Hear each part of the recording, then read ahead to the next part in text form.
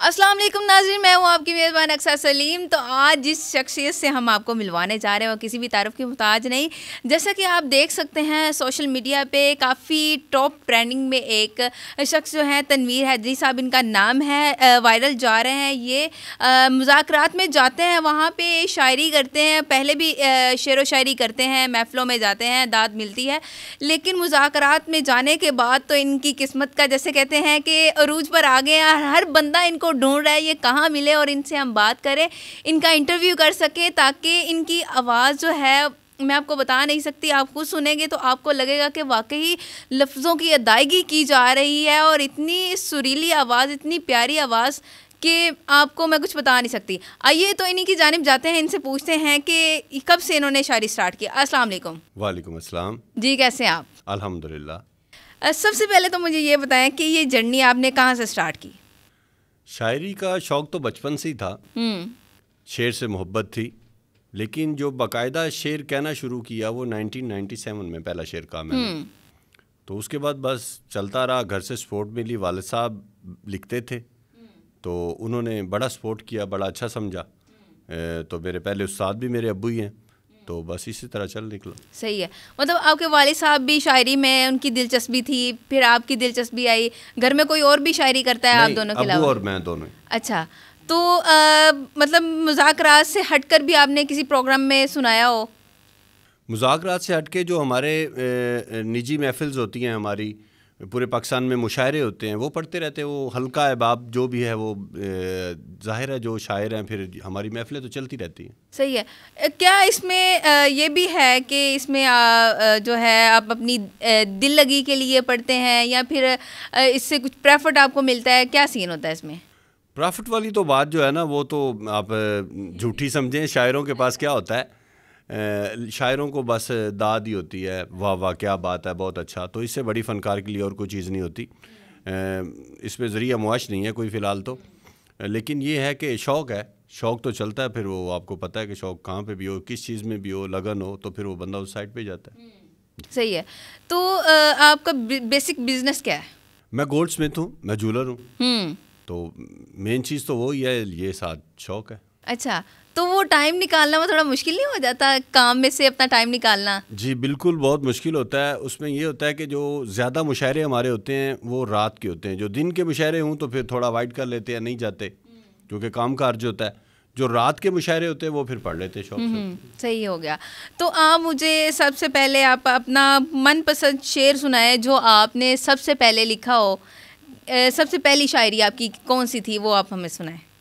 سب سے پہلے میں نے میری ایک پنجابی کی غزل تھی، لڑک پن کی چیز ہے، تو اسٹارٹ میں وہ سب سے پہلے میں نے وہ لکھی تھی۔ اس کے دو شعر آپ کی نظر کرتا ہوں کہ تیرے مست نشیلے نین سجن، لٹ لیندے دل دا چین سجن، اے ڈونگے وانگ سمندراں دے جڑے ڈبن پرت نہ پین سجن۔ جی یہ سب سے پہلے شعر ہے میرے۔ واہ جی واہ، کیا بات ہے۔ آپ کی شاعری میں ڈوب گئی تھی آپ کی شاعری میں ڈوب گئی تھی۔ تو جو آپ نے مذاکرات میں شاعری سنائی، اس کے بعد جو آپ کو رسپانس ملا لوگوں کی جانب سے، وہ کیسا تھا؟ مذاکرات میں جانے سے پہلے آپ کہہ سکتے ہیں کہ پس آئینہ تھے، تو مذاکرات کے بعد سر آئینہ ہو گئے۔ تو یہ اس میں فرق تھا کہ شاعری تو چل رہی تھی لیکن وہ حلقہ احباب تک محدود تھی، جو اپنے جاننے والے تھے وہ دیکھ رہے تھے، سن رہے تھے، تو پھر یہ تو پھر پوری دنیا نے دیکھا۔ کیا سوچ کے گئے تھے کہ وہاں پہ میں کیا جا کے شاعری سنانے کی نیت سے گئے تھے؟ کیا سوچ کے گئے تھے وہاں پہ؟ جو سچ بات ہے نا، وہ میں اس نیت سے گیا تھا کہ میں مذاکرات بڑے شوق سے دیکھتا تھا، تو اس میں جو لوگ آتے تھے نا، شعر سناتے تھے، تو اکثر اوقات ایسے ہوتے ہیں شعر بہت وزنی ہوتے تھے لیکن ان کی ادائیگی اتنی اچھی نہیں ہوتی تھی، وہ لفظوں کے ساتھ وہ حق ادا نہیں کرتے تھے ان کا، تو دل کفتہ بھی تھا کہ یہ کیا ہے، کہ اس کو اس طرح نہیں پڑھنا چاہیے تھا، اس کو اس طرح پڑھنا چاہیے تھا۔ تو پھر بس کسی حساب سے پہنچ گئے ادھر، تو جا کے شعر پڑھا، تو پھر الحمدللہ جو سب سے زیادہ اس پہ یہ ہوئی کہ شعر سے زیادہ داد جو ملی اس کی ادائیگی کی.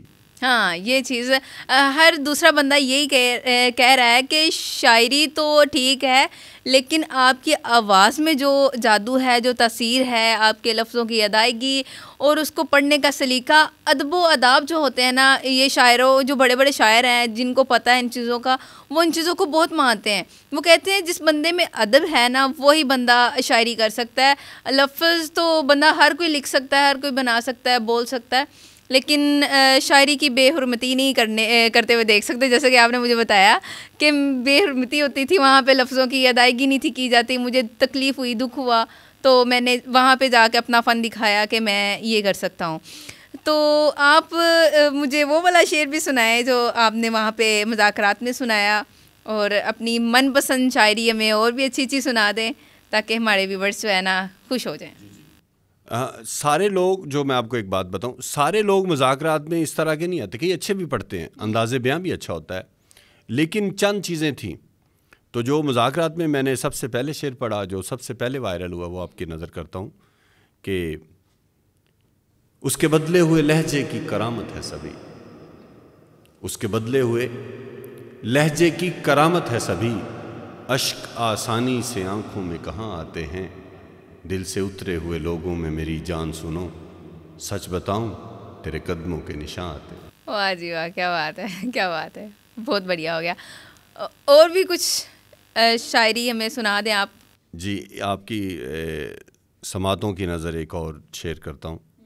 یہ پنجابی کا شعر ہے کہ اکھاں نوں جگراتے سہن دی عادت پی گئی, اکھاں نوں جگراتے سہن دی عادت پی گئی, نیندراں کتھوں جاگدے رہن دی عادت پی گئی, تیرا رسنا بے مقصد ہو جانا ہے جس دن سانو کلیاں رہن دی عادت. واہ جی واہ, واہ واہ, ایکسیلنٹ, واہ جی واہ, کمال ہے. اتنی اچھی شاعری, یہ آپ کی خود کی شاعری ہے؟ جی, یہ میری اپنی شاعری ہے. کتنی کچھ کتابیں وغیرہ لکھی ہوئی ہیں آپ نے؟ جی, 2012 میں میری پہلی کتاب آئی تھی پنجابی کی, نظمیں اور غزلیں. اس میں سکہ نام ہے اس کا, پنجابی میں خواہش کو سکھ کہتے ہیں, سکہ. تو اب انشاءاللہ جلدی عنقریب ایک اردو کی اور ایک پنجابی کی 2 کتابیں آئیں گی انشاءاللہ. مطلب آپ اپنے الفاظ خود لکھتے ہیں اور پھر ان کی ادائیگی بھی خود کرتے ہیں, ان کی اتنا اچھا کیسے کر لیتے ہیں, مجھے سمجھ نہیں آ رہا اتنے سارے کام. وہ ہے نا کہ دنیا میں انداز بیاں بات بدل دیتا ہے, ورنہ دنیا میں کوئی بات نہیں ہے. تو یہ جب آپ کے پاس شعر ہو اور پھر سنانے کا ڈھنگ ہو تو یہ تو پھر سونے پہ سہاگے والی بات ہے. تو یہ اللہ پاک کی عطا ہے, مالک کی کرم نوازی ہے کہ اس نے اگر اتنا علم دیا ہے, اور یہ ایک عطا ہے ہم پہ کہ شاعر ہیں. شاعر بنتا نہیں ہے, یہ قدرتی ہوتا ہے. تو اس پہ جو سب سے بڑی بات ہے وہ کوئی لفظوں کا حق ادا کرنا, تو وہ الحمدللہ اللہ کا احسان ہے. شاعری میں انسان کی کچھ ذاتی زندگی کی مداخلات بھی ہوتے ہیں, جیسا کہ دیکھا جائے کوئی انسان خوش ہے تو وہ اس حساب سے شاعری کرتا ہے اپنے دل کے حالات کے حساب سے. تو اس بارے میں آپ کیا کہنا چاہیں گے کہ یہ بھی ضروری ہے کہ دل کے تاثرات اچھے ہوں تو وہ اچھی شاعری کرتا ہے, دکھی ہو تو وہ دکھی شاعری کرتا ہے, اس میں کتنی سچائی ہے؟ یہ حقیقت ہے, شاعری محسوس کرنے کا نام ہے. شاعر جو محسوس کرتا ہے وہ اپنی قلم کے ذریعے کاغذ پہ اتار دیتا ہے. تو شاعری محسوس کرنے کا نام ہے. وہ اپنے ارد گرد, اپنے معاشرے میں, اپنی زندگی کے نجی معاملات میں, اپنے بہن بھائیوں میں, اپنے دوست میں, تو جو وہ چیز محسوس کرتا ہے, اگر وہ درد محسوس کر رہا ہے, کسی کوفت سے گزر رہا ہے, کسی درد سے گزر رہا ہے, کسی اذیت سے گزر رہا ہے, تو وہ وہی چیز لکھے گا. تو اگر وہ ہنسی کے دن چل رہے ہیں تو وہ بھی چیزیں چلیں گی. محسوس کرنے کا نام شاعری ہے, کہ جو اس نے محسوس کرنا ہے وہ لکھ دینا ہے. آپ کب لکھتے ہیں, کیسے لکھتے ہیں؟ تنہائی میں بیٹھ کے لکھتے ہیں؟ کون سا ایسا خاص وقت آپ نے مقرر کیا ہو اپنے لیے کہ آپ اس ٹائم بیٹھ کے شاعری لکھتے ہیں؟ یہ نہیں ہوتا کہ آپ کہیں کہ اب میں نے اب کھانا کھا لیا, میں شاعری بیٹھ رہا ہوں, یہ میرا ٹائم ہے, اب یہ نہیں ہوتا. شاعری الہام ہے, میں نے آپ کو پہلے عرض کیا کہ یہ وقت نہیں ہے اس کا. اکثر رات کے کسی پیر میں یہ ہوتا ہے کہ اب تو خیر موبائل پاس ہیں, تو آنکھ کھلی ہے تو کچھ شعر سوچ آ گئی, شعر اترا تو کاپی پینسل ڈھونڈنا شروع کر دیا. اب تو موبائل ہوتا چلیں اس کے اوپر ٹائپ کر لیا, لکھ لیا, سیو کر لیا, کیونکہ نکل جاتا ہے نا ذہن سے. تو یہ اس کا کوئی وقت نہیں ہے. کسی بھی وقت آپ کو شعر اتر سکتا ہے, نہ اترے تو سال نہ آئے. اور وزنی وہی چیز ہوتی ہے جو عطا ہو, جو آمد ہو, جو الہام ہو. جب آپ زبردستی بیٹھنے جائیں گے تو وہ وزن نہیں ہوگا اس وہ چیزوں کی سمجھ نہیں آتی, چیزیں کرنی کیا ہے, کیا نہیں کرنا, کس طرف جانا ہمیں, کس طرف نہیں جانا. اچھا, تو آپ کی بہت مہربانی, آپ ہمارے پاس آئے, تھینک یو سو مچ. اور ہم آپ سے اجازت چاہیں گے, اور ہم یہ بھی چاہیں گے کہ آپ ہمیں اپنی کچھ چند شاعر ہماری نظر اور کچھ کر دیں تو ہمیں خوشی ہوگی. جی, میں 2 شعر اور آپ کی نظر کرتا ہوں کہ اردو کے 2 شعر ہیں. بیاں جیسے محبت ہو رہی ہے, بیاں جیسے محبت ہو رہی ہے, کہاں ویسے محبت ہو رہی ہے, وہاں ویسے ہی غنچے کھل رہے ہیں جہاں جیسے محبت ہو رہی ہے.